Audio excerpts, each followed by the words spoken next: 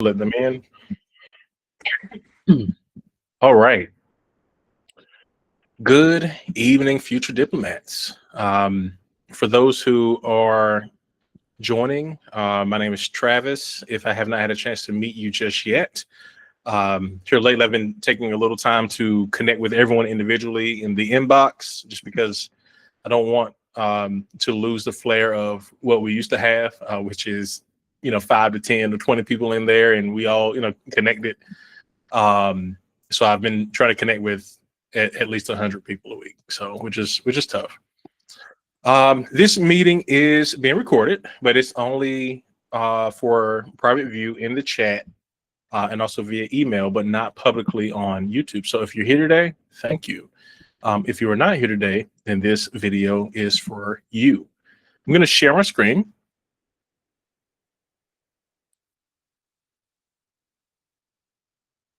All right. Perfect. All right. So we have a treat, as we typically do, and I'm grateful for it. We have Matthew. Dr. Matthew back for us today. Let me slide down to our most recent slide. This is our third installment of the U.S.-China policy and history. Put that just a little bit more. And here we go. Okay. I made a point to update the date because I didn't last time. Dr. Matthew Lubin is a PhD holder. He is an historian as well. And he is on LinkedIn if anyone would like to connect with him. He's also in the chat. And he's here with us today. I typically do announcements. There aren't any major announcements other than the test was last week. We will have a bonus session, unexpected bonus session, but it is a bonus session for more people to reflect and share their post FSOT experience. But we also are having some new facilitators join us as well. I've been speaking to some tutors, and they're going to help us along the way with some of these details. But I'm not going to hold you too long. I'm just going to go ahead and hand it off the conversation to Matthew. Let's get started. All right. Thank you, Travis. And it's nice to be with you all. I just wanted to go back and start here. This is the Long March from 1934 and 35. So we're going back a little before the communist conquest of China in 1949. And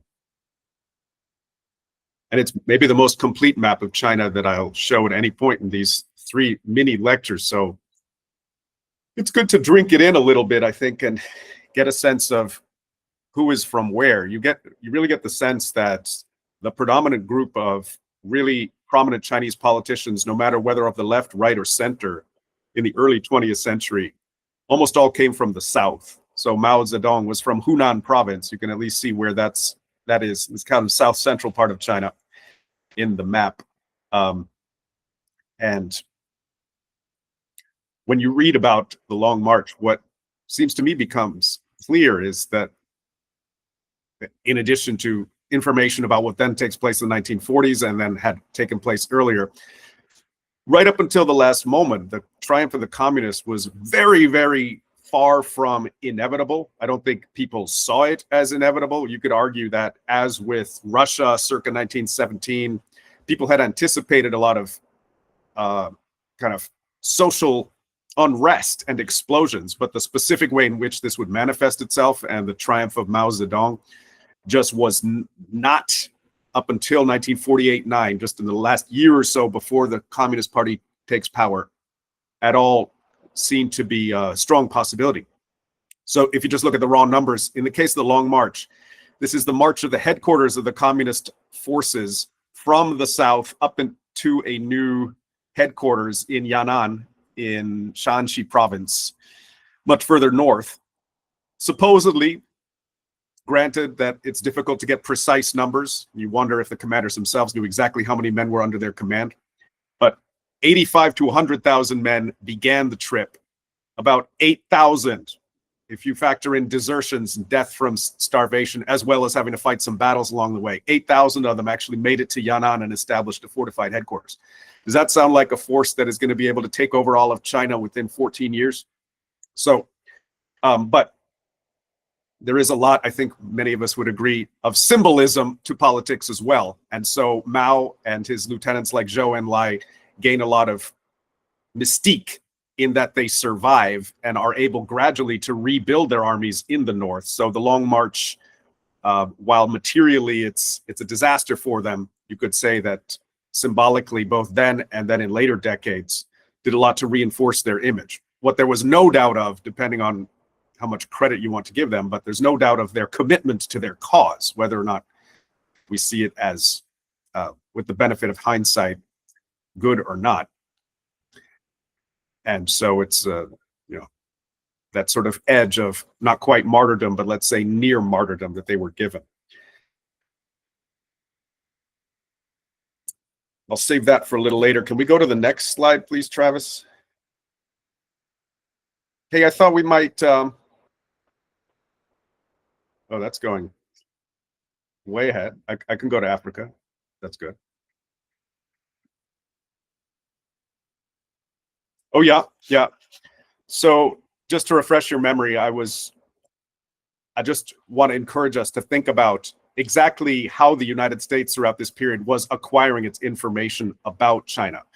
That's really the extent of what this slide is about. I mentioned last time I really like this Yuan Ren Chao, who wrote this Mandarin primer because he's got such an amazing family story. Bear in mind that I would make the analogy with who are we relying on in many instances at American universities for our information about the Soviet Union after the Russian Revolution? In a lot of cases, it was people who had fled. And if you take that into account, much as after the 1930s, we get a huge wave of German refugee scholars settling in different towns and universities with amazing credentials, taught for decades in the United States. But take into account, are the people who flee, the refugees, likely to have a super positive vision of the country they had to flee? So in that light, just bear in mind that a certain amount of negative or biased information about China is possible. I don't want to stress it too much because after all, they had a tremendous benefit of having personally witnessed the things that forced them out of the country. We have to give a certain amount of weight to their experiences there.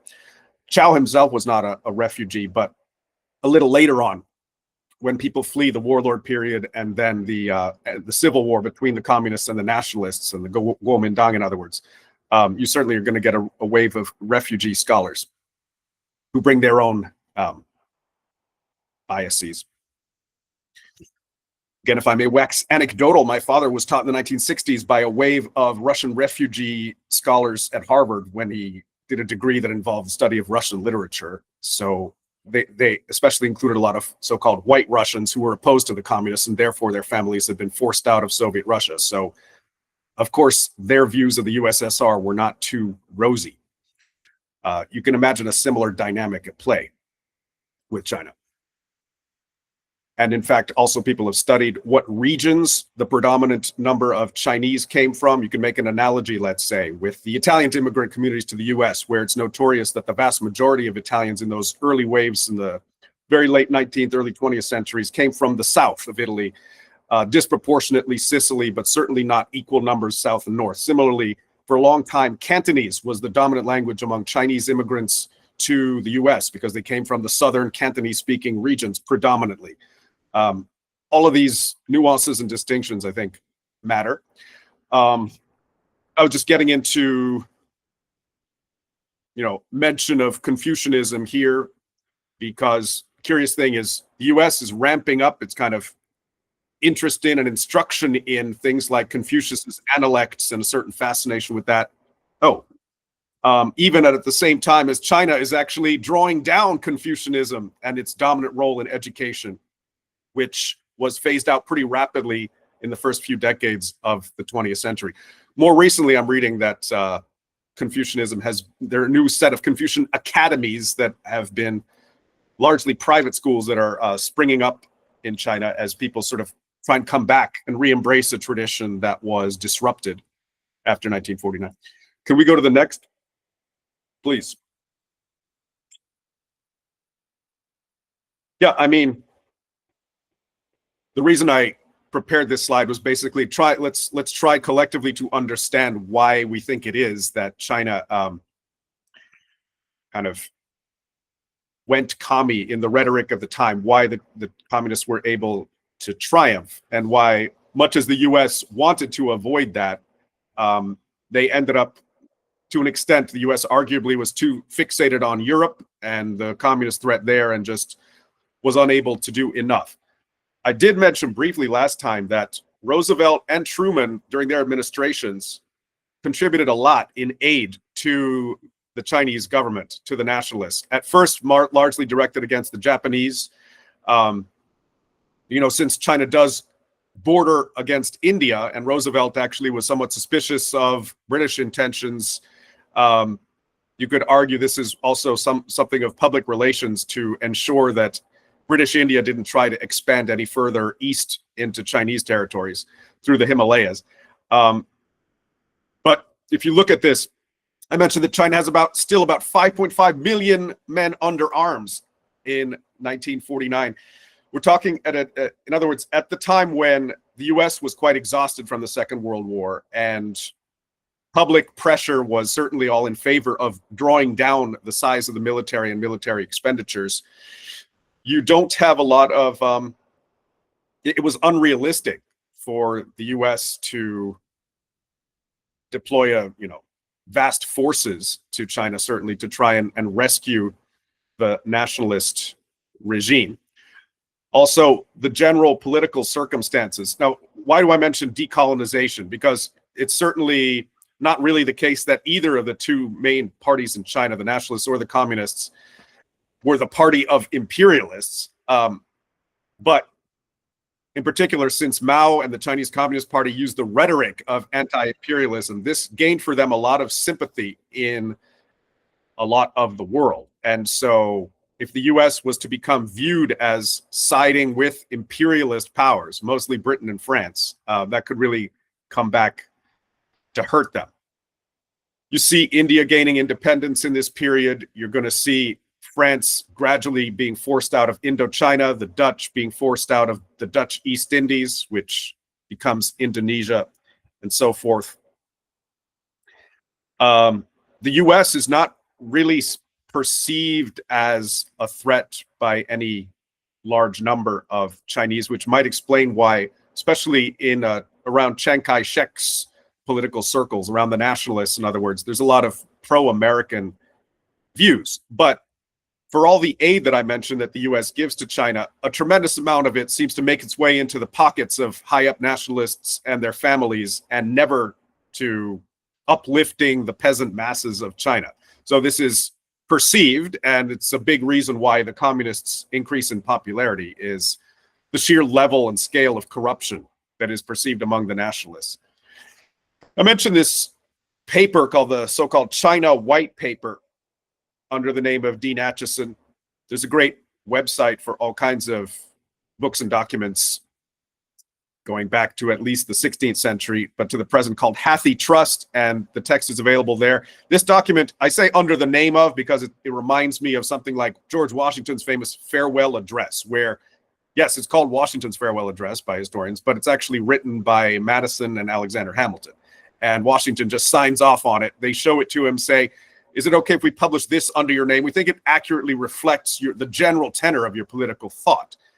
Well, he's a bit old and tired at that time. He doesn't see anything he actively disapproves of. I do think he was allowed to make a few edits here and there, but not major ones. And then it's published, I believe, in Philadelphia under his name.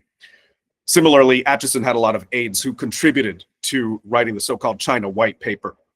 But its official title is more elaborate, having to do with a history of US-China relations down to 1949, with particular emphasis on the period 1945 to 49. And effectively, what it's trying to ascertain is, how did we lose China to the communists? Because by that time, the communists have actually taken control. It's playing a bit of a blame game. Just wanted to point out also, if you're unfamiliar with the very concept of a white paper, I get the feeling it's not used very much anymore in the United States. I could be wrong, because after all, I'm not a diplomat yet, but white papers were used to express policy positions by different government bodies in England since the 1890s or so. And then after that, later on, it was taken up as a concept by the United States. Ooh, it's going crazy. I promise I'm not touching that slideshow, but let's talk about spoiler alert. Well, you've seen it all now. We have no secrets left. Let's wrap things up now, and thank you all. No. But it's trying to assign blame. And so it is realistic. I think it's quite clear-sighted. It blames the nationalists for their level of corruption. I mean, I did mention to you that some perceived Chiang Kai-shek to be at least insincere in one respect, that like a lot of Chinese elites, he perceived that Westerners in that period still had a kind of a soft spot for Christianity. So when he converted, so-called converted to Methodism, some accused him of purely doing that to garner sympathy from Westerners, so he could present himself as a good, pious man in contradistinction to the godless, often actively anti-religious communists. And I think it would be presumptuous of me to assess how sincere he was in his conversion. I don't think we have letters where he says, "Ha, I've been lying to these fools all the time to get their money." But rarely are statesmen quite that explicit about their hypocrisy. Can we check the next one, please? By the way, I looked and saw what the old Chinese flag looked like, and I was spot on in my memory that the Qing dynasty, the last imperial dynasty, did have a large dragon on its standard. So that's what the Chinese flag used to look like. Then the Republic of China flag under the nationalists actually has 5 different stripes representing those 5 races under one union that we talked about last time: the Han Chinese, the Hui or Chinese Muslims, the Tibetans, the Mongols, and the Manchus. You know, there was, I mentioned here some of the European countries, there was a real, arguably predictable swing towards far left, including communist parties after, thank you, yes, exactly, that dragon flag in the lower left corner, after the Second World War. And so if we're trying to explain why Acheson and his colleagues cared so much about China turning communist and did think that was a disaster and not just something, not just sort of a normal transition of power, they were certainly looking at what was happening in Europe, where France and Italy had extremely powerful communist parties at that time. In the wake of, arguably after the Nazis and Mussolini discrediting of far-right politics throughout Europe, it's kind of predictable that the pendulum would have swung to the far left, but that resulted in a lot of concern among Americans. This phrase that I think George F. Kennan, who was a diplomat at the time and statesman, came up with, of the domino effect, this fear that if communism spreads to one country, it's going to put down roots in another, seems to show some justification in the events when, for instance, the USSR effectively builds up East Germany into a satellite state, takes over Hungary, Czechoslovakia. A lot of Central and Eastern European countries are completely subordinate to it, Yugoslavia. And I mentioned on this slide also this kind of missionary impulse for Marxist economics, right? In the early days of the Cold War, you still have plenty of real true believers. By the, let's say, 1980s, certainly, both in the Soviet Union and arguably in China as well, you're going to have a lot of people who seem to maybe mouth Marxist platitudes without being true believers anymore. But at this point, there's still a strong push to make it a truly international communist movement and live out that dream in the Communist Manifesto of workers of the world unite. Great. So in other words, a lot was seen to be at stake. This is the cover page of the so-called China White Paper. United States relations with China with special reference to the period 1944 to 49. A lot of the rest of the world will perceive Americans as very short-sighted in their historical thinking. Well, when you say special reference to just a 5-year period without taking into account everything that went before, maybe we can see why. But on the other hand, it is reflecting that reality that I mentioned, that it was only up really at the very last moment that it became clear that the nationalist government was much weaker and had far fewer friends than it initially appeared. A lot of the peasants, including some of their commanders, actually defected to the communists at the worst possible time for the nationalists. Let's not forget also one last kind of international relations thing. At this time, from 1945 to 52, General MacArthur was put in charge as a very powerful, the title for Chiang Kai-shek is very often given as Generalissimo. MacArthur was also considered a generalissimo in that he had incredible power within the Japanese occupation of 1945 to 52 to remake Japan along democratic lines, to get rid of the imperial version of Japanese Shinto, which placed the emperor at the summit of a hierarchy, got rid of the divine status of the emperor, remade a lot of things, including the very structures of Japanese businesses, to sort of break up massive conglomerates and make them somewhat more democratically organized in their perception. It's a really interesting period, but the Chinese were watching warily what was going on. Arguably, what they saw in Japan about the sheer pace of change that the Americans tried to impose in Japan served as a kind of warning, and stimulated among some, certainly an anti-American feeling, just because, let's say, Americans were seen as a force that roots up tradition, that has no respect for tradition.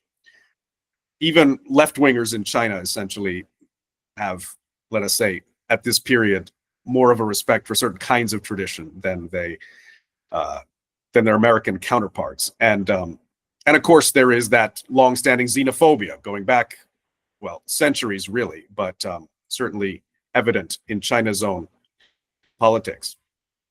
So I think there's no doubt that Mao did see America, especially after 1945, as the worst imperialist power out there. It's just that it took a while for Americans to quite register the degree of hostility that he didn't necessarily personally feel towards Americans, but at least that his ideology demanded that he feel towards the United States as the leading representative of, let's say, anti-communist forces. Anyway, can we see the next, please? I want to give you the chance because I don't feel like I've been taking enough breaks, and you don't have to ask me questions that range too far beyond this, or I probably won't know the answer. But at least as to what I've said so far, I welcome being challenged and or any just factual questions you might have. So can we take a break to briefly see if anyone has any questions about this material?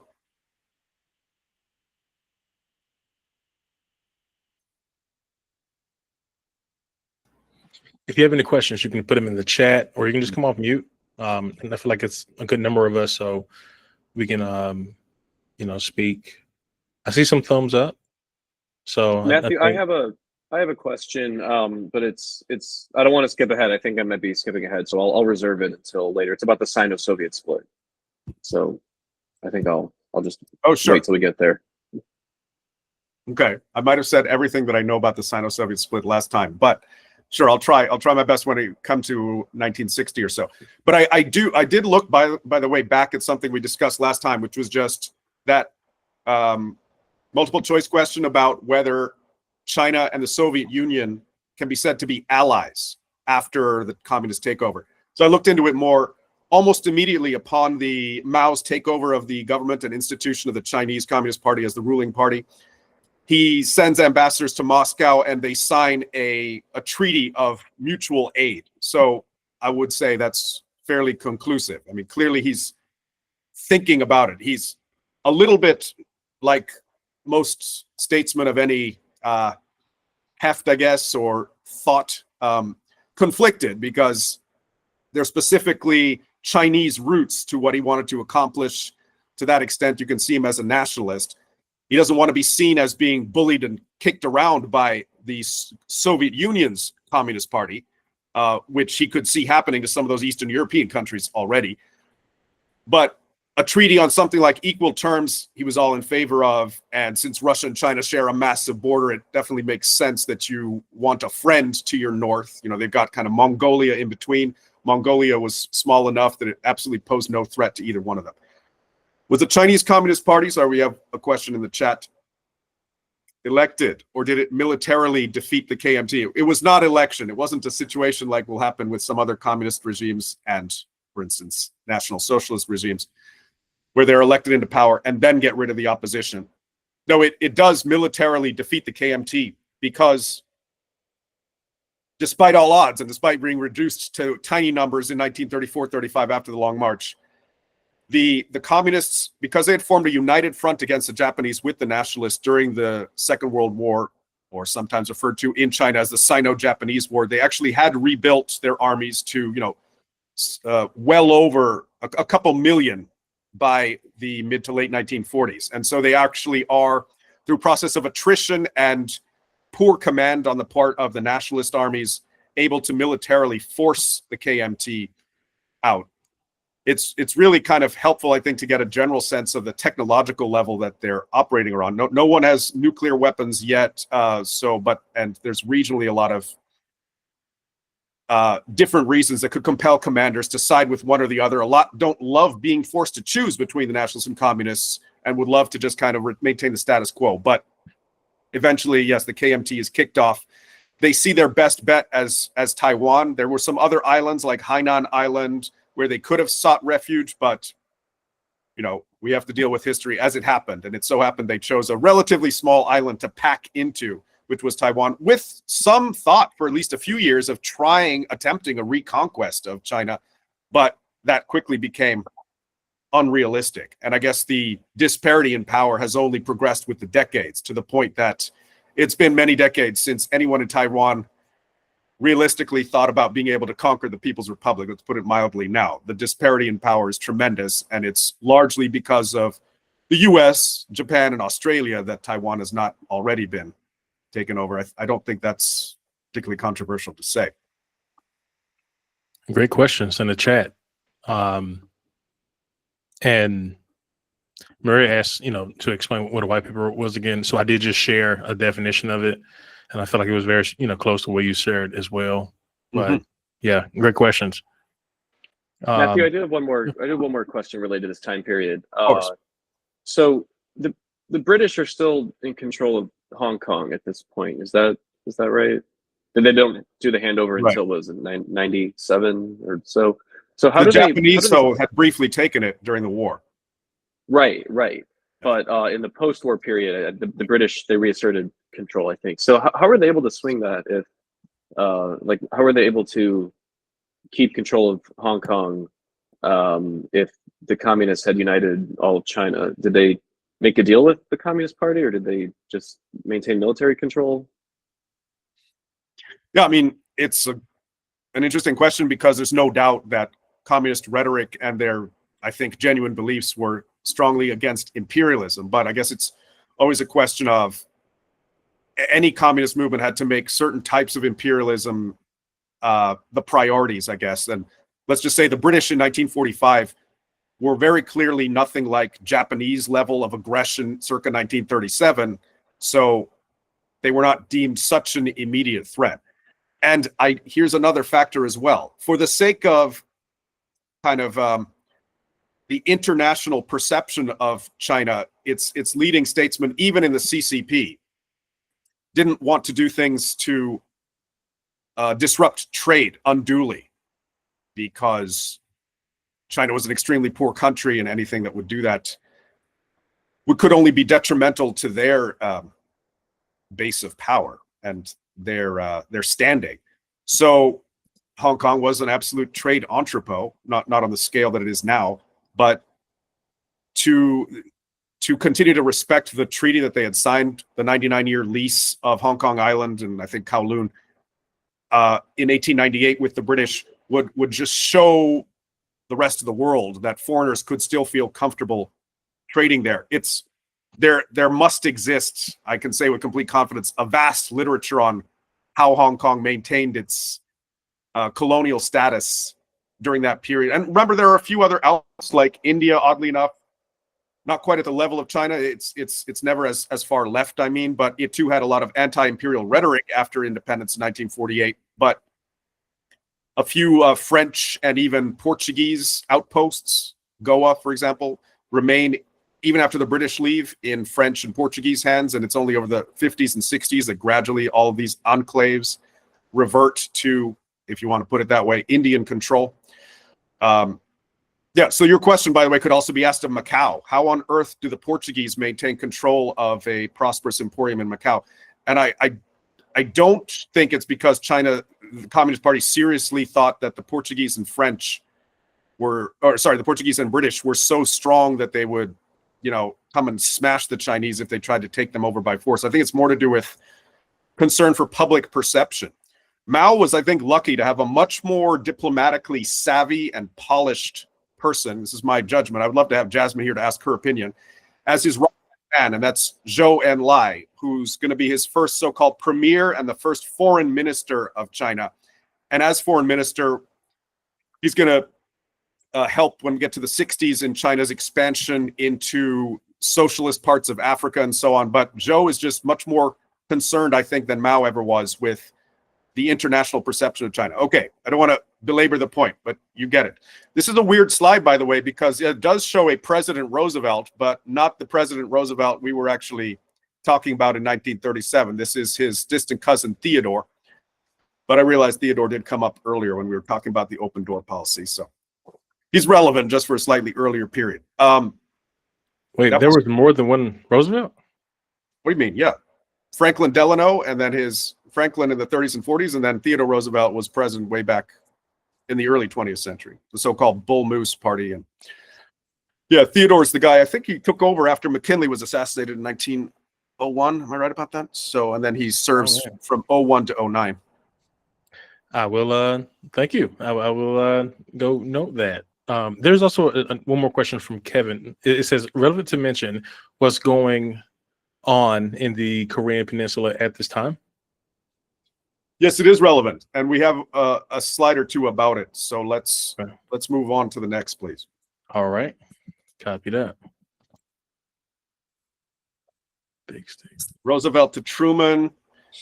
This, I think, is all material we may have already discussed, except I do want to point out, we'll get to Korea in a slide or two, Kevin, at least that's my hope. I've got a nice slide that was, for some reason, all in German that I found, but showing the campaigns of the Korean War. But bear in mind that Korea had been conquered by Japan, beginning really in the 1890s and sort of formally incorporated in 1910, so that goes with some way to explain why, if you picture where Korea is in relation to Manchuria, why Japan had only expanded as far as mainland China initially into Manchuria, because it's right next to Korea, the northeastern part of China. It was close to territory that the Japanese already controlled. So anyway, Korea has its own history, and we'll get to, but certainly the Korean War is very closely related to what we've been talking about, this fear of communism, communist expansion on the part of the United States. I just want to mention in relation to this slide that the Marshall Plan, it's true, was preoccupied with Europe and the rebuilding of Europe, and it's named for General George C. Marshall. But oddly enough, we actually find George C. Marshall spending over a year from 1945 to 46 in China, which shows you, contrary to what some might think, that East Asia was by no means sort of off the radar screen. I don't think we can accuse him of too much Eurocentrism if he goes in person and spends over a year in China, trying essentially to prop up the nationalists. He sensed maybe that the nationalist regime was not terribly strong. See what the U.S. could do, though, to prop up Chiang Kai-shek in contradistinction to the communist threat. And aid does continue to flow, but there's no formal plan like a Marshall Plan specifically for China. We can go on to the, and I mentioned General Joseph Stilwell has kind of made the main U.S. Army conduit or aid at the in the circles of Chiang Kai-shek. I was about to say at the court, because there's something like monarchical trappings about Chiang. He carries himself sometimes a bit like a king. And Stilwell was someone whom Chiang's wife, Madam Chiang, whom I showed you a picture of with Truman a long time ago, really didn't like. His nickname is Vinegar Joe because he was so acidic and acerbic, apparently, in his manner, and made himself a good number of enemies that way. But his role was kind of like that of Marshall, to try and see what the nationalists needed, what America could provide to ward off this communist threat. Let's check the next. Yeah, Der Koreakrieg, 1950 bis 1953. So I don't want to dwell on it too long. It's just that the Korean War, to my knowledge, is the one and only where, first of all, it's the first war where the United Nations actually deploys something like a United Nations peacekeeping force. And so you've got a crazy mix of nationalities. You have soldiers from Turkey participating on the South Korean side. You've also got lots of Chinese participating on the North Korean side. So it's the one war I'm aware of where the Chinese and American troops are actually shooting at each other in pitched battles. And the Chinese join a few months after its beginning in late 1950. Initially, since Douglas MacArthur is so close by geographically, it made sense for him as a commander of Pacific forces to be put in charge of this war effort in Korea. His goal is to completely defeat the communists in North Korea and to reunify the Korean Peninsula under a non-communist government. There's a point in 1952 when, because he seems like he may harbor political ambitions and may actually be somewhat close to mutinous, aka treasonous against President Truman, MacArthur's actually recalled and dismissed from his military post by Truman. And after that, in combination with the fact that the military effort is only going moderately well and there's a lot of back and forth, the goal becomes more modest. It's just to hold on to South Korea, the goal for the US, that is, and not to allow North Korea to completely conquer the entire Korean peninsula. But again, my main interest here is dwelling on it as it relates to China. And so China gets a sense of its own, military might, that it can at least stand toe-to-toe with the Americans. But on the other, and if purely manpower was involved, again, China still has millions of people under arms. They are able to levy and essentially draft huge numbers of men each year. They certainly outnumber, whether or not combined with the North Korean forces, the forces that the U.S. had at its disposal. But the U.S. is able to fight them at least to a standstill and kind of come up with the 38th parallel and institute the so-called demilitarized zone between the two Koreas. So it's something of a standstill war. Sometimes it's called the forgotten war, though. And so for this purpose, we should not forget about it, because the Chinese and U.S. actually do come to blows. But you could argue also it's one of these proxy wars. So the U.S. is not trying, let's say, to conquer Chinese territory, nor is it the other way around. They are fighting, but in a third party's country. Can we go to the next, please? Yep. Just a little more. Again, many of these things I have already mentioned. But Syngman Rhee is the premier of South Korea at this point, the non-communist part of Korea, in other words. And I'm just pointing out something I did last week, which is that Rhee is a convert to Presbyterianism. So again, you see that slight bit of favor that Western powers tend to extend to Christians in these South Asian and East Asian countries as against non-Christians and or actively anti-Christian regimes. Since we are on a slide that has partly to do with that subject, some of you might know it's not that Christianity is completely stamped out after 1949 in the People's Republic of China, but some of you might know, for example, there's a strong push to have Christian churches prove that they are not going to be kind of the agents of foreign or imperialist subversion. And so, for example, you take the Catholic Church, it's kind of an organized hierarchy, so maybe arguably a little easier to control than Protestant churches, which are divided into endless different denominations. There's a parallel structure that is erected within China of the so-called patriotic Catholic associations, or they have various names like that, but they're it's as if the regime feels they have something to prove about their loyalty to China, and they can't try and act too independently. I think what a lot of people in the Chinese government fear is that something like the Roman Catholic Church, by just providing a source of loyalty that is ultimately based outside of China, arguably, I mean, you can exaggerate the extent to which the Vatican is actively seeking to control Catholics, but that's the perception by a lot of people, presents a danger. Any dual loyalties, any outside loyalties potentially could be a danger, and that's why this sort of parallel Catholic structure has evolved. And someone who wants to be Catholic but not to belong to one of those patriotic associations finds himself in many cases oppressed, in some cases imprisoned, and so forth. Okay, I don't think anything here is. Yeah, I mean, I guess I mentioned the genesis of the Korean War here, in that the Korean Communist Party, with Soviet support, so if we're going to complain about outside interference, I guess we could say the communist parties are also getting a lot of outside interference from the Soviet Union, by the way, and support from the USSR. But they take power in the North. Kim Il-sung is the first premier. In that light, and because the Americans see China tottering towards the 1949 collapse of the nationalists, they're especially concerned, the Americans are, to try and hold on to at least some part of Korea, prevent the entire peninsula from going red in the language. By the way, as a matter of show and tell, this is one reason, of course, the slang of the early Cold War was all about the fear of going red. And you got some amusing slogans like better dead than red, or at least you could see them as amusing, except when you look into better dead than red, that actually comes from the Nazi propaganda minister Joseph Goebbels, lieber tot als rot. So that in that light, it's not quite as amusing. The thing about the color red, though, oddly enough, by strange coincidence, is that depending on where you put it, going back even to the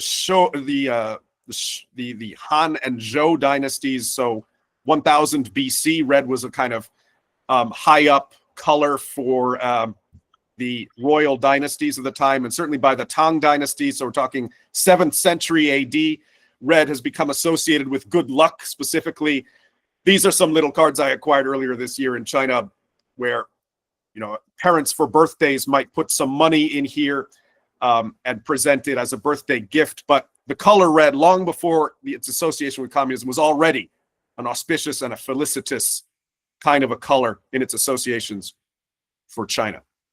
So no objections to red anywhere in Chinese culture.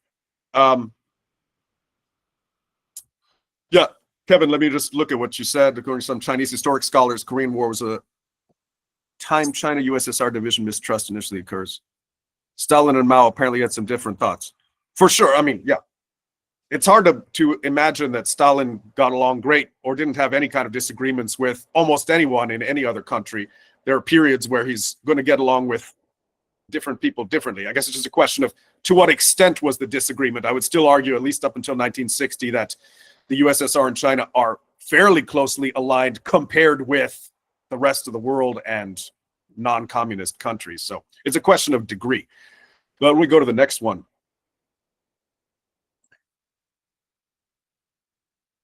Again, I got into this briefly last time, but just, a period when a lot of American kind of anti-socialist ideas begin to really take root. And then gradually, as a communist movement forms, they transmogrify, mutate, I guess, into anti-communist sentiments, is when you had all these so-called utopian communities in places like New Harmony, New York, and in some cases, Indiana. There tend to be sort of upper Midwest, then eastwards into New York, and in some cases, western parts of New England. In the 1830s and 40s, the Oneida movement, there were a lot of these, the so-called Chautauqua Institution in Chautauqua, New York, where you have almost something like an Israeli kibbutz, kind of socialist communities forming, sharing property, in some cases, actually sharing wives, which got them into a lot of trouble. In other words, polygamy, which actually is going to be suppressed because it was just a bridge too far as being too outrageous to too many people. But it's at that point that you actually have some American writers, not too many, but a handful, kind of starting to actively put down a systematic refutation of what they see as the dangers of socialist experiments.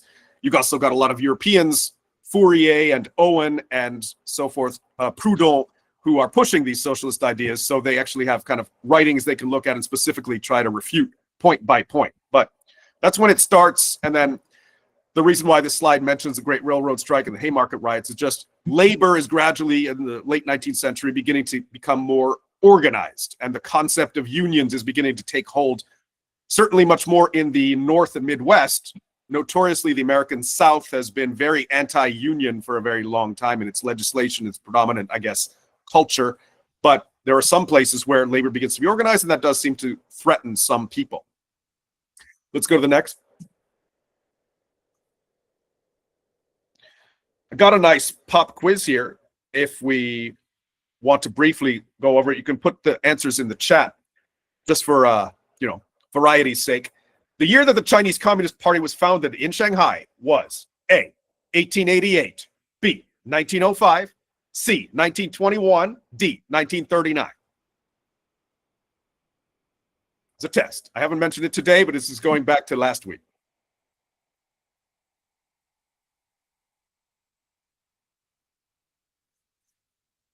We're getting some B's. 1921 was the C answer. 1921 is C. Good mix of B's and C's. Well, the C's are correct. The C's have it. It was 1921. 1905 was the end of the Russo-Japanese War, and an interesting year. It was also the year they got rid of Confucian exams based on the Confucian classics in the Qing Empire. But no, it's C. 1921. So obviously that's later, for those of you keeping track, than in Europe, where already you had communist parties by the 1890s. But, China certainly caught up. Yeah, and this slide is dwelling on just some of the manifestations of American anti-communism. The Red Scare during the late First World War, and then afterwards, the Palmer raids, named for the Attorney General of the time under Woodrow Wilson, A. Mitchell Palmer, who wants to suppress far-left activism, right? Remember, there's a tremendous amount of European immigration taking this place at this time. Many of these Europeans are influenced by socialist or communist ideas, so they in the opinions of some Americans at the time, had to be kind of surveilled lest they introduce their corrupting ideas into the American body politic. And then continuing suspicion, definitely, of Soviet Russia, 1920s to 40s. Of course, you also had some journalists. Walter Duranty is a famous example for the New York Times, who actually go to the Soviet Union and they write back glowing reports. So depending on the journalist's own political preoccupations and sympathies, it's certainly not across the board hostility to the Soviet Union, but those who sort of defended it often found themselves in hot water. I show Owen Lattimore here. I mean, he lives from 1901 to 1989. An interesting scholar. He's from a really interesting kind of missionary. Well, actually, I'm sorry, not missionary. These were his parents were businessmen and women who had set up shop in China. His brother Richmond Lattimore has famous translations of Homer's Iliad and Odyssey. Some of you might have come across. They've got a sister who writes some really charming books about China intended for children called the Little Pear stories, Little Pear being a little Chinese boy.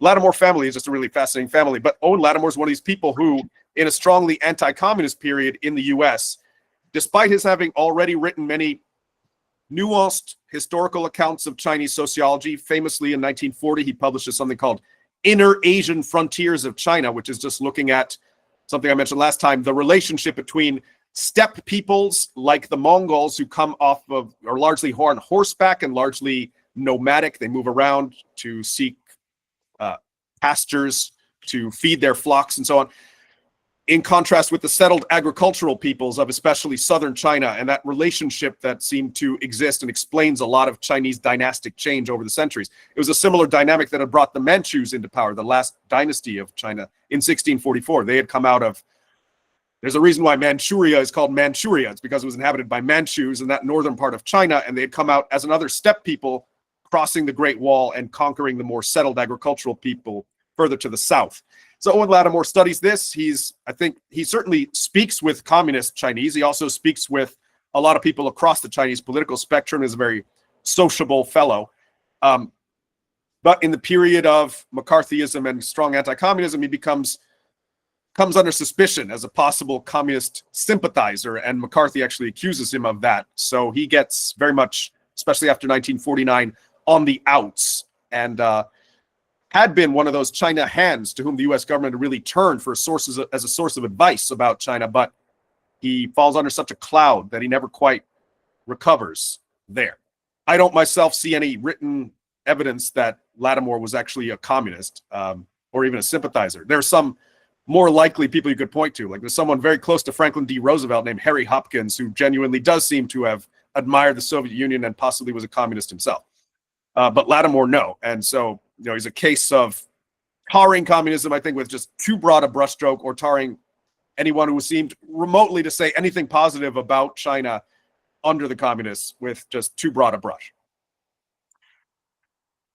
You do have the growth, this is the age of the GI Bill after 1945, a huge expansion in the number of people attending American colleges and universities. You also have a crop of new American colleges and universities founded at this time.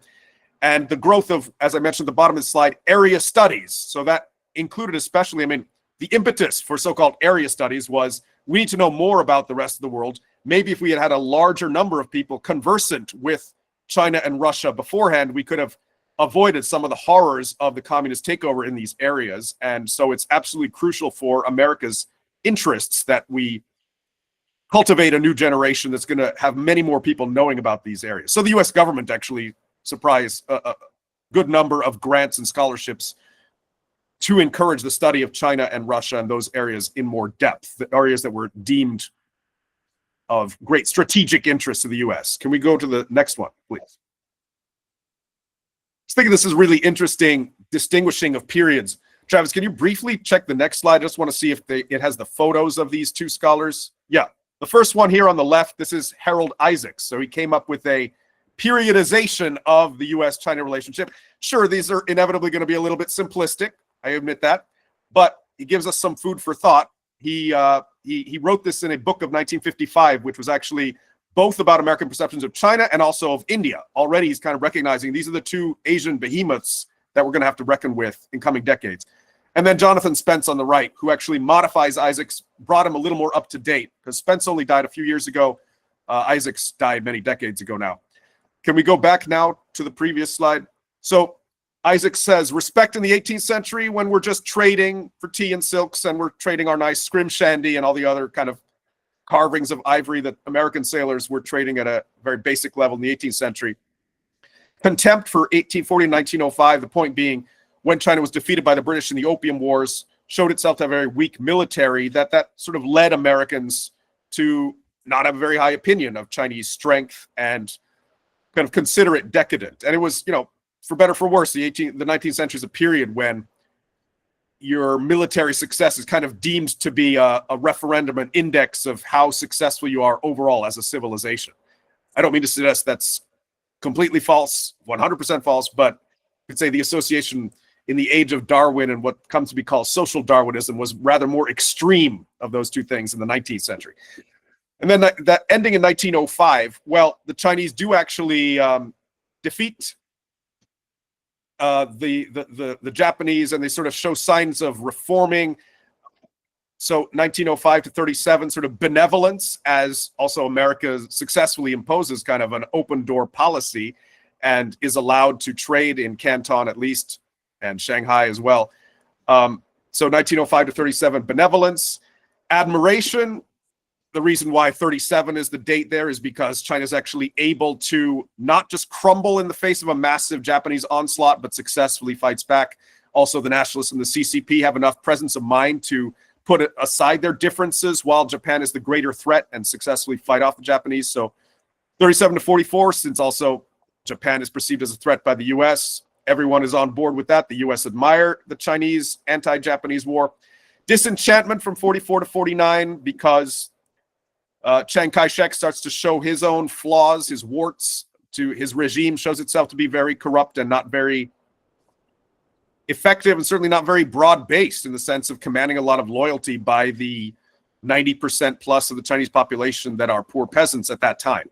China had one of the lowest GDPs per capita in the world in 1944 to 49, and it's not appreciably increasing at any time before the communists take over. So the nationalists are not raising living standards. Meanwhile, the U.S. is going through an economic boom, so the contrast must have seemed especially stark after 1945. And then hostility after 1949. Okay, for obvious reasons in light of the previous slides. Jonathan Spence, famous Yale, I say sinologist, because he wrote books on all different periods of Chinese history. He has a great book about Matteo Ricci, who's a Jesuit from Italy who goes in the 17th century to China. So actually, late 16th. So he has studied many different periods of Chinese history. Was at Yale, was an Englishman, trained at Cambridge, but he extended this a little bit to, he thinks, reawakened curiosity in 1970 through 74, and this helps to explain why under Nixon, despite Nixon being notoriously anti-communist, quite far to the American political right, but it's under none other than Richard Nixon, despite all that, America actually sends a big delegation to China and reopens relations, diplomatic relations with Mao and with communist China. We have to explain that somehow. So the way Spence would do so is just there's reawakened sense of curiosity, and maybe we can actually still do this, even though at that time China was in the middle of something called the Cultural Revolution, which was extremely authoritarian and killing a lot of people. The question, the extent to which Nixon's administration knew all that, I'm not sure. I think, yeah. It's an open question. Guileless fascination, 1974 to 79. Well, by that point, Mao was ill and barely able to hold on to the reins of power. So that's an interesting characterization as sort of fascination. Of course, culturally throughout the West in the late 60s and then 70s, especially fascination with Eastern mysticism, which was maybe arguably more with India than with China, certainly had a huge popular groundswell of support. And so maybe this relates to this guileless fascination that Spence is talking about. Certainly a lot of people have been interested in Buddhism for many decades as well. And to an extent, Confucianism, right? Because it seemed like by the 70s that to an extent, although I think economic historians would disagree about that. Some people would say that by Mao's death in 1976, China had completely undone all the progress in raising people out of poverty that it had begun in the 40s and 50s because of the so-called Great Leap Forward and the Cultural Revolution that we'll talk about shortly. And then renewed skepticism in the 80s, where it seemed like China was still officially communist, but under Deng Xiaoping, who's a generation younger than Mao, who had now taken power as chairman of the Communist Party, that he wasn't really, didn't have any ideological convictions at all, I guess, but was still rather xenophobic and still using the rhetoric of the anti-imperial struggle. Let's go to the next. I'm sorry, Travis. I need to develop the great art of speaking less. But look, these are the two periods, I don't think anyone would dispute that most make for kind of American continued suspicion of China, the Great Leap Forward and the Cultural Revolution, because Mao is the one who spearheads the Great Leap Forward. Mao is holding the title of chairman of the Chinese Communist Party at this point. He's also head of state. And there's limits to what you want to say in a single slide, but he's trying consciously to turn the peasantry away from agriculture and towards things like steel production, which it's not obvious that the Chinese peasantry was well suited for that at all. And so the number of people, the Chinese government develops a series of 5-year plans to pull people progressively out of poverty, but in actuality, tens of millions of people starve to death.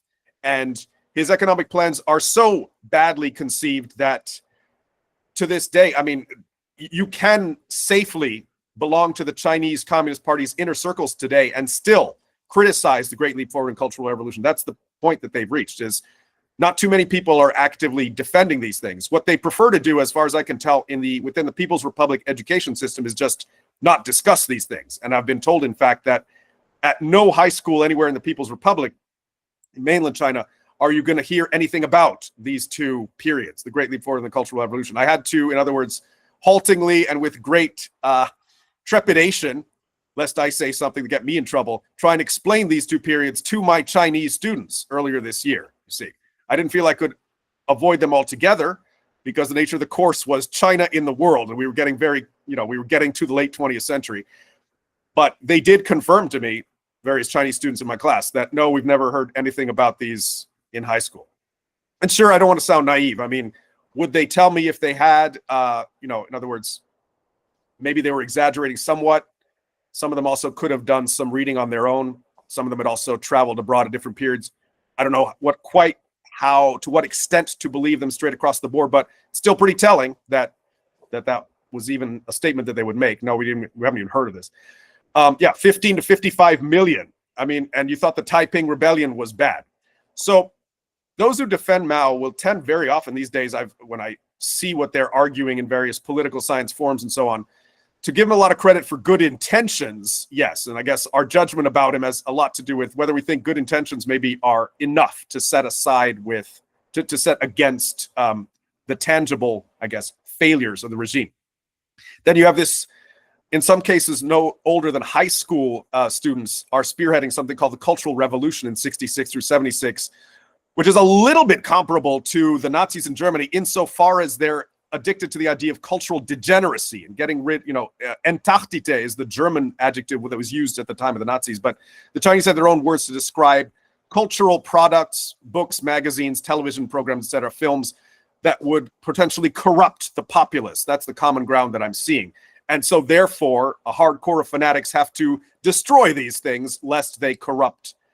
And again, many deaths result from the Cultural Revolution. it's almost odd to me, actually. It is odd that this is the very period when Nixon chooses to make overtures to China. Can we go to the next, Travis? I'm sorry. I'll try and.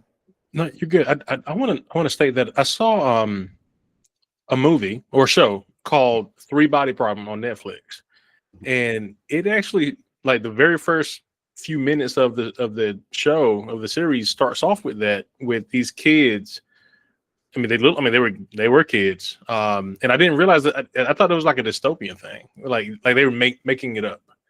But Oh, if it was in China, probably not. Like, they have this forbidding sounding name, the Red Guards, which might make you think of adult men, but it was actually often high school students, often girls. yeah, And you were encouraged, I gather, to denounce your parents for holding regressive and reactionary views. So that when was it. They were doing that. yeah, when the political right argues that communists are always trying to undermine the family, they certainly have some ammunition in what took place in China during the Cultural Revolution. Because, my feeling generally is that kids are little pipsqueaks, and don't much care about your opinion before you're, let's say, 16 years old about much of anything. In those days, a bad word about parents from a 14, 15-year-old could get parents killed, or at least put in prison camps to live out what years. happened. I thought that was just made up. Now I gotta go back and watch that part, but maybe do some real research about it beyond the show. Wow. And you'll see a lot of photos of them brandishing the kind of proverbs and sayings of Mao Zedong, a little booklet known as the Little Red Book. For some reason, around where I grew up in Cambridge, Mass, we had a copy of Mao's Little Red Book there. But there's reasons why Cambridge, Mass is sometimes nicknamed the People's Republic of Cambridge, Massachusetts. I'd like to think I've grown out of that, but to say that it's left wing would be an understatement. So look, ladies and gentlemen, I've got to stop somewhere since it's 8:13. Maybe this is a great place. Basically, this kind of handler that Mao had, because this is 1972, he's already ailing, sick. Apparently, I'm reading accounts that Mao was barely able to say anything except stutter at this point. So I think he was shaking Nixon's hand. Nixon does go in person. You could argue that's pretty brave for a sitting American president to go to a communist country. But the secretary who's in the back, Zhang Yufeng, is actually, you can find lots of versions of this photo, even online on Google, that just don't show her. She was cropped out. I don't think so much about anything like, hatred of women or some implication of that, but more you wanted to show Mao as strong and not having to be sort of squired around, which was in fact the reality, by this kind of female handler, young girl, who was also, by the way, he did have wives, but this was not his wife. That arguably would have shown Mao as a little weaker than the official Chinese Communist publications wanted to show him in the Daily Worker and the various other Chinese publications. But in 1971, they had attained a tremendous goal. They gained enough support in the United Nations to replace Taiwan and become the official representative for that sort of legislative or governmental fiction called China in the UN Security Council. And that was a huge diplomatic victory for China, which has remained the same to this day. Taiwan did not appreciate being replaced, but Taiwan was and is so much weaker than China that they were not in a position to do much to oppose it.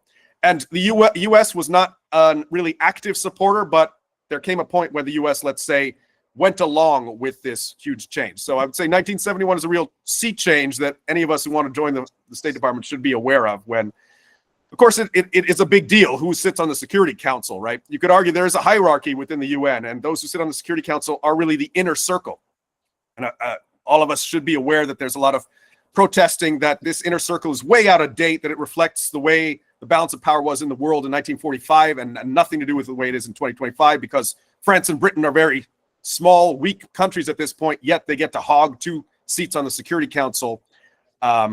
Why should Russia, that's just sort of inheriting it from the powerful Soviet Union, continue to have a seat on Security Council? There's a lot of questions, a lot of suggestions. Brazil should be on there, that India should be on there, and a lot of justification for that.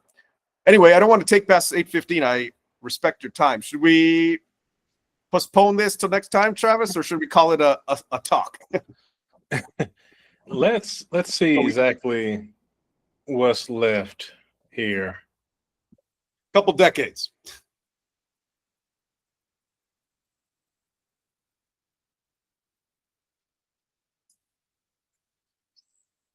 let's see. Wow, 1, 2, 3, 4. It really is just it really is just a few. Okay, with that design. How about this? Oh, was somebody saying something? If Matthew, do you have time? Oh, now? Yeah, sure, I do. If the rest of you do not have time, it's been recorded for private, only just for the group.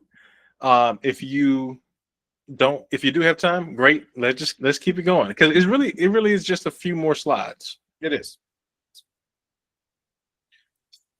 Let's see if you were listening to old Uncle Matthew. Let's do a little pop quiz. So the cadre of devoted followers of Mao who were spearheading the Cultural Revolution were known as A, the Silver Shields, B, the White Camellias, C, the Red Guards, D, the Iron Guards. Guys, see you in the chat. Mm-hmm. Looks pretty well unanimous. That's good. That's good. Those who are still awake are all getting it correct. So excellent job. Changes after the death of Mao. Wow, that is a lovely picture. Is that Madame Mao? Wow. It is when she was younger. Well, in her younger days, she was lovely. That's certainly not what she looked like by the time Mao dies at age 83 in 1976, I'm afraid to say. There are several Madame Maos also. By the way, he has more than one wife. I don't think simultaneously, but I wouldn't put that past him either. But there's this, she was one of the so-called Gang of Four, four very high up Chinese communist officials who seek to take power after Mao. Now, I've mentioned Zhou Enlai, who was a very savvy foreign minister for Mao and his right-hand man for decades. Zhou is basically the designated heir of Mao, but his own health is bad. So he actually ends up, and he's aged. He's about 5 years younger than Mao, but still quite old. He actually dies before Mao. So they have to come up with a new succession plan. And there is a ferocious competition over power there. So, right, there's Nixon with Madame Mao. That's more the way I picture her. Looked very good though as a young woman. In any case, it does fall eventually though to Deng Xiaoping, who takes power 2 years later and kind of consolidates it in 1978.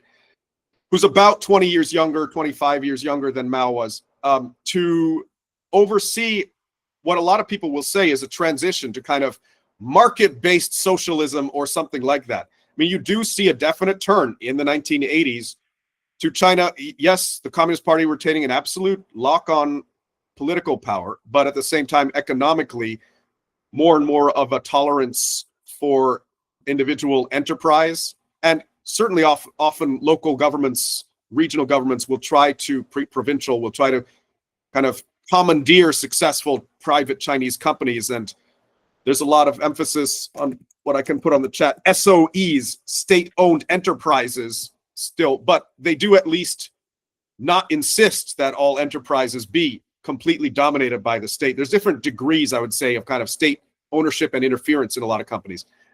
So that's all interesting too. I hadn't specifically mentioned the Sino-Soviet split, sorry. But that's something that had taken place in 1960. Remember, by that point, Stalin was dead. Stalin had died in 1953.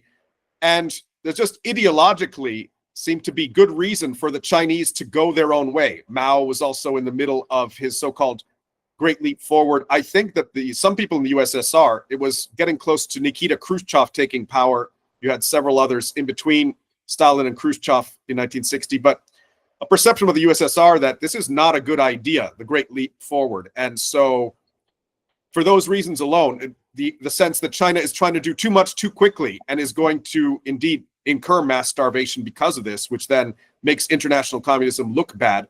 This was, I think, part of the reason for the Sino-Soviet split of 1960. It's not, to say that they have zero contact after that point. It's just that China no longer tends to look to Moscow as regularly for determining things like foreign policy, for determining things like purity of doctrine. So you could argue that already that's kind of setting the stage for Deng Xiaoping then taking China still further away from a kind of, let's say, purist communism and something more favorable to market forces. And yes, as I say, China is seen by the US, I think, as a potential counterbalance to the USSR. It's in 1979 that the USSR is going to invade Afghanistan. The USSR had also been, together with Cuba and other communist countries, specifically sending troops to help what they portrayed as anti-colonial struggles in southern Africa, movements like Frelimo in Mozambique and Angola, former Portuguese colonies, as well as, in some cases, Zimbabwe and South Africa. So China is not actively doing that. China is going to begin sending aid to a number of African countries, but they're not getting into this kind of direct military involvement that the USSR is. Can we go to the next, please? This is what I'm talking about a more beneficent, or at least in the eyes of the US, non-threatening aid. And it's directly the ancestor of a very large-scale project that's going on now called the Belt and Road Initiative that was begun by the current premier of China, Xi Jinping, in 2013. So it's worth talking about a little bit. Any country that was very left-leaning, most African countries post-independence weren't outright communist, but you have Julius Nyerere in Tanzania and other people arguing for kind of African socialism. And those left-wing regimes, Tanzania, Kenya, at certain periods, Uganda, before Idi Amin, they are kind of fertile ground for Chinese aid. And also the one way that socialist countries and communist countries like to sort of show what they were capable of on a world stage was massive public works projects. As you may or may not be aware, the Aswan Dam in Egypt has a lot of Soviet support, Soviet engineers involved in it, speaking of big public works projects. And that would not have been the case if Gamal Abdel Nasser, the head of Egypt at the time, had not been very left-wing. He wasn't an outright communist, but he was receptive at least to Soviet aid, certainly more so than British or French aid, let's say. Similarly, this is showing you in Tanzania, the so-called Tanzania-Zambia Railway Project has a lot of Chinese engineers spearheading it and providing, actually on the ground. So you could argue that a photo like this has considerable propaganda value, as well as just showing that the Chinese are on the ground there. They're not just kind of leading from afar, but they're actually getting their hands dirty and working alongside Africans to improve the infrastructure of Africa at the time. The thing about infrastructure, though, of course, is that it requires maintenance. You cannot just build a railway and leave it, let's say. So this was what I think concerned the US, is China using infrastructure projects and similar aid projects as a kind of pretext or getting a foot in the door to then begin to exercise more direct political influence, right? I think we should at least take that Western point of view seriously, however, biased it may be. In other words, if people are complaining about neo-imperialism, neo-colonialism, which they certainly are after African countries gain independence, well, what is China doing if that's not, it's just, yes, China had not been the original colonial power, sure. So you could say, well, how is it neo-colonial? Okay. But, well, it is insofar as if neocolonialism is mostly about economic penetration, but then you also use that as an excuse to move a lot of Chinese to Africa, to try and export Chinese political and economic models to Africa. I think the word is at least plausible to describe what was happening in some of these countries. Let's go to the next, please. And by the way, Zhou Enlai, Mao's right-hand man, was all in favor of this Tazara project and other similar projects. Now, where you might say America goes overboard is to claim that there's kind of some sinister plan behind all this, that China's consciously trying to, for dark and nefarious reasons, really systematically plan out a kind of conquest of African countries.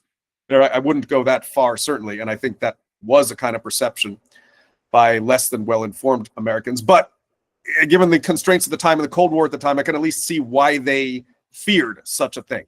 Sorry, go ahead. So yeah, this is changes under Deng. I've mentioned some of them. Sorry for the incomplete sentence on this. This is the notorious tank man who stands in front of a tank, and from everything I'm reading online, his fate is quote unquote unknown.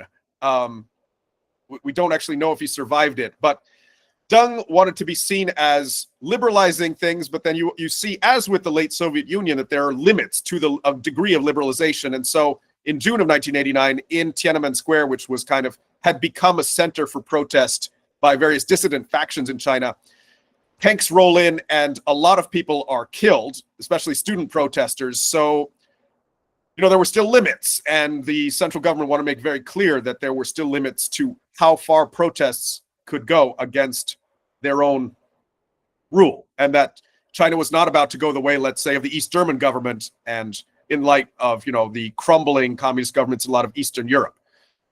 You could also argue, though, that China was looking to what was happening in Eastern Europe and was scared on those grounds. So, no, that's okay. I mean, I'm the one who should be catching these sentences. Insisting upon what I'm saying is retaining an exclusive grip on political power, but also allowing for more economic liberalization, right?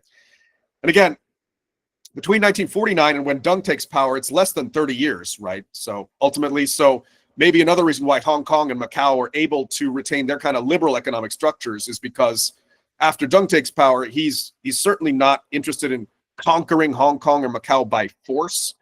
Certainly, we still read the anti-imperialist rhetoric, but eventually, right, Portugal also had an agreement with the Chinese government. So it was contractually obligated for both Britain and Portugal that those territories would revert to China eventually in 97 and 99 respectively, and they did so. And Chinese leadership was at least savvy enough to know that Britain and Portugal were not going to go to war to hold on to those territories. So they could afford to just play a waiting game and wait. And when those treaties elapsed, sure enough, both of those territories did revert and become so-called SARs, or special administrative regions of China.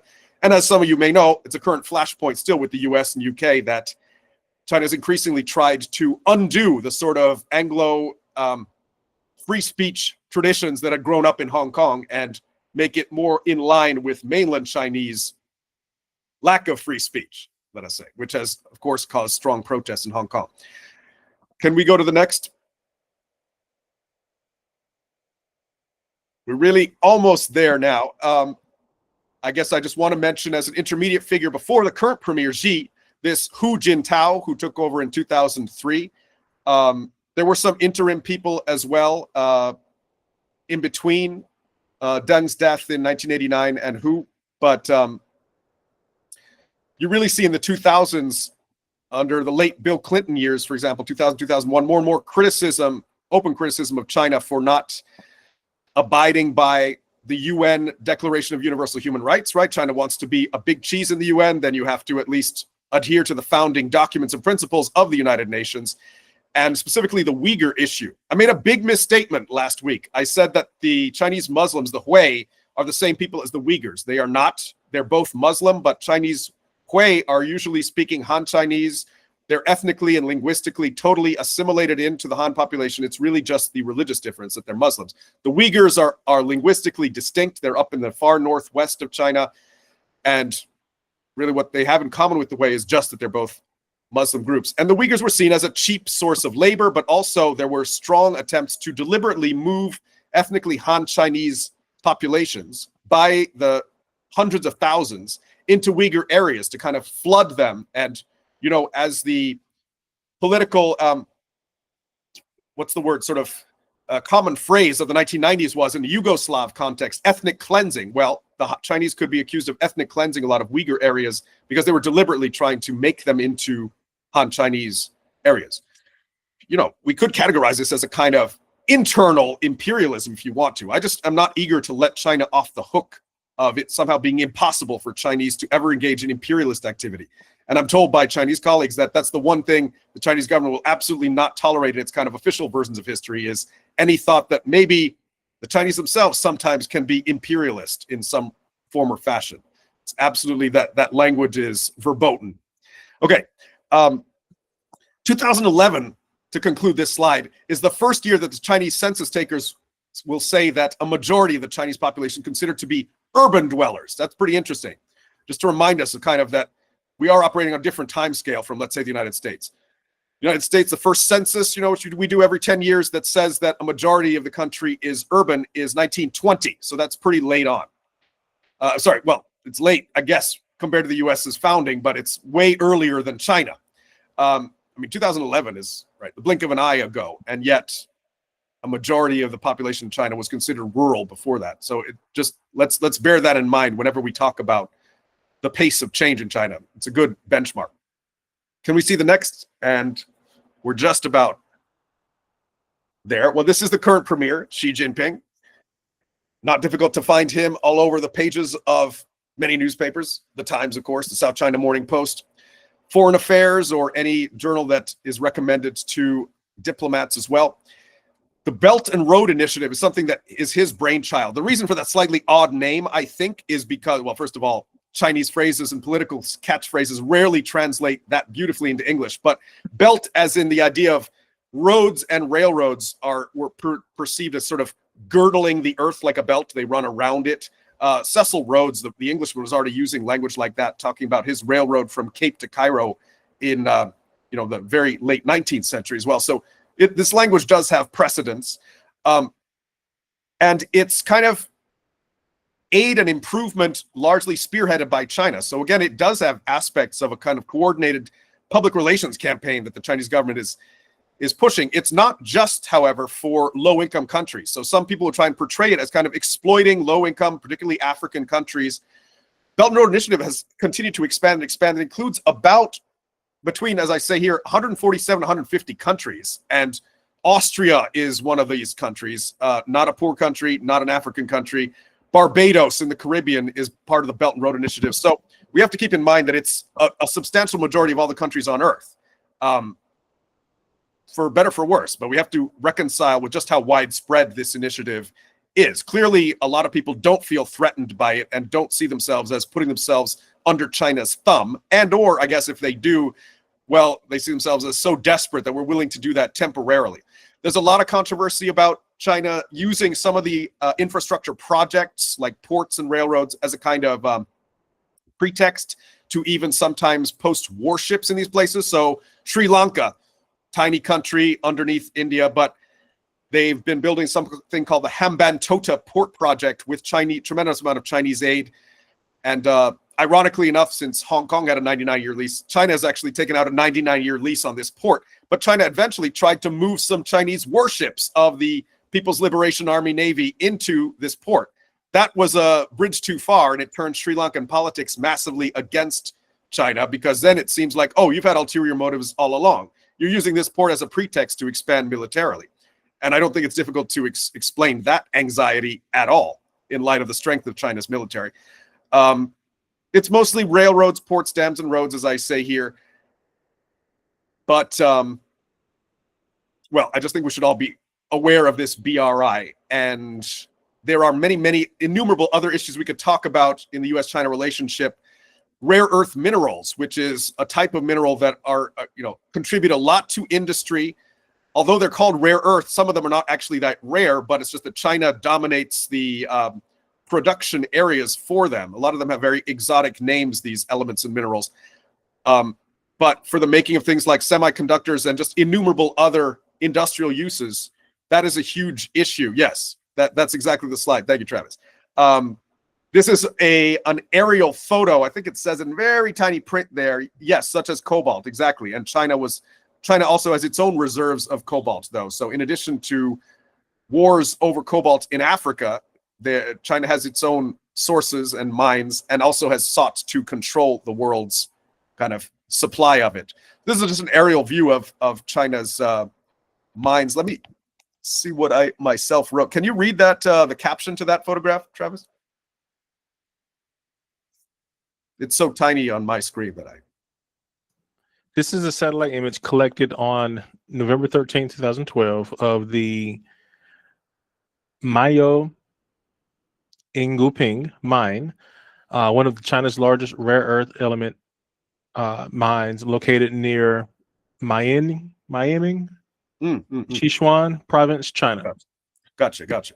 Well, so I just thought this was interesting to think that the way we know about it is through clearly an aerial kind of reconnaissance photo. I mean, China's not seeking to advertise the locations of all of these rare earth deposits, and they are very much considered, I think, a strategic asset in a geopolitical, almost military context, which I don't blame the Chinese for, but I guess we need to be realistic about that, right? From time immemorial, one of the things people have fought over is minerals, is natural resources and raw materials of various kinds, and this is arguably just a step in that. Really, that's the most important things I wanted to say, but can I just give you all one last piece of advice, which is to follow up on this, books aside, but if any of you live anywhere near large American universities, there is a gigantic number of texts that are taking place on different facets of US-Chinese relationships. So I'm close to Duke and the University of North Carolina. We've got events coming up just the next few weeks about that, and we had some a few weeks ago. So all of these big topics, like I have on this slide about Taiwan, about the competition over rare earth minerals and so forth, people are talking about them and thinking about them all over the place. And you would have, in many cases, chances to ask questions of people who have firsthand experience of living and or working in China. In some cases, diplomats. We're having a former ambassador come to Duke quite soon and talk about these things. So that's a precious human resource, I guess, to learn from, kind of just listening to them, try and gather a little about their assumptions about the world, their particular worldviews, as well as their experiences. And that's it. This is the South China Sea. Yes, certainly diplomatically, this is something I mentioned in the first of the three segments about relations between the Philippines and Australia and Vietnam and Taiwan and China. China is kind of seen as the big neighborhood bully, with some justification considering their manpower and just how aggressive they're being in trying to reserve these islands in between them and the Philippines for themselves and their own exclusive use, both for military and for fishing and for any other kind of maneuvers and use. And they have been sending warships closer and closer to Australia and kind of saber rattling in a very old-fashioned kind of way.